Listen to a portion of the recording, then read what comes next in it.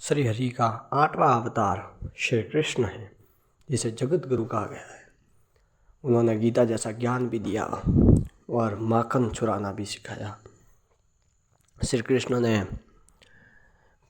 पूतना जैसे और बकासुर जैसे असुरों को भी मारा और छोटे बच्चों के साथ माखन भी चुराया। इसीलिए कृष्ण को प्रेम अवतार और पूर्ण अवतार माना जाता है। श्री कृष्ण का जन्म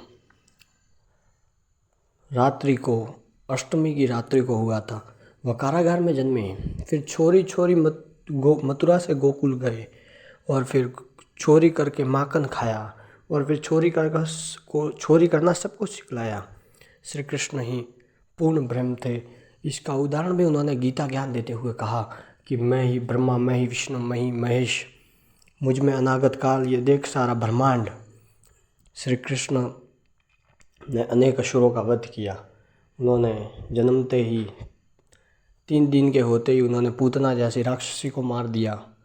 फिर अनेक बकासुर, अगासुर, कालिया मर्दन किया, कंस को मारा और फिर महाभारत रचाया।